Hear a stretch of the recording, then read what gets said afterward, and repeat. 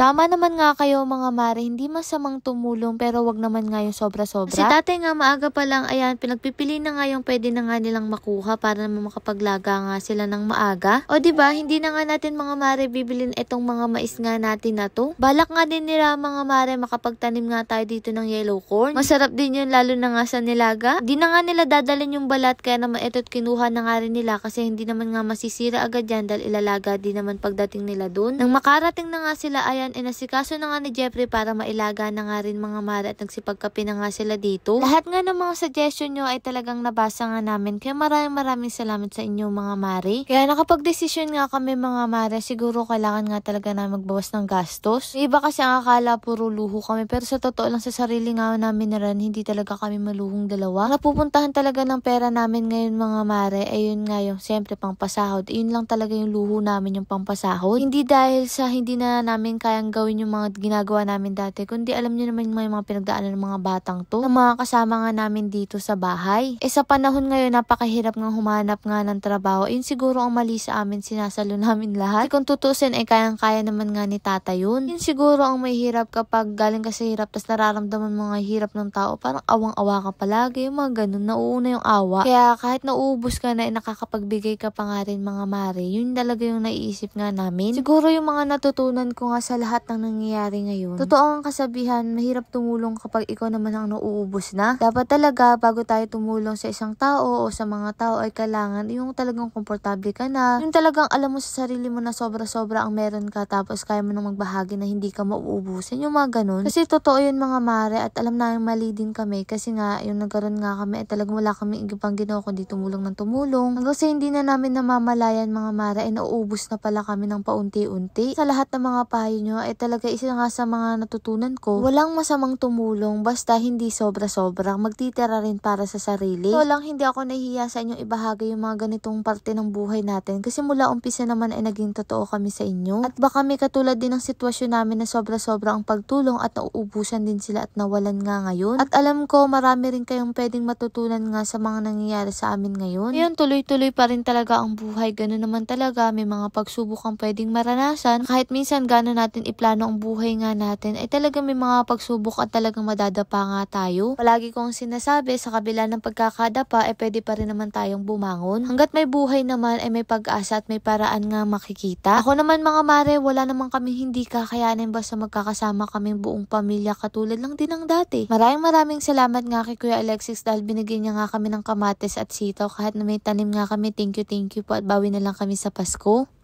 Ang ating MC Bester Barley, mura na, masarap pa dahil may pineapple extract, hindi mapait at hindi lasang damo. Ang sweetener nito ay cocoa sugar kaya natural at friendly sa katawan. Ang barley natin ay gawa sa natural ingredients at gentle for daily use. Marami rin itong healthy support tulad ng pag-support sa natural defense ng katawan, tulong sa healthy digestion at pag-promote ng magandang metabolism. Kapag stress tayo, malaking tulong ang nutrients ng barley para mapanatili ang glow at freshness ng katawan. Diba ano ang kaganda sa MC Bester Barley natin? Maraming tayong pagpipili ang flavor. Meron tayong barley juice, at sa mahilig nga sa mga dark choco, at sa mga coffee lover ay meron nga rin tayong kape. Pero sa mga taong mahilig nga sa mga pure barley ay meron nga din tayo, o diba? Ang tanong, magkano nga ba ang ating barley? Ang ating dark choco ay 1,000, 4 boxes na nga siya at 10 na ang laman. Ang coffee barley ay ganun nga din mga mare. Barley juice at pure barley naman, 3 boxes nga rin siya sa halagang 1,000. Free shipping, cash on delivery na nga rin siya nationwide. Pero kapag 1 box naman nga mga mare ng kape ay 350. Nun din ang dark choco. Pag barley juice naman ay 500 isang box, ganun din ang pure barley. Ilalagay ko na nga lang sa comment section kung saan kayo pwedeng bumili.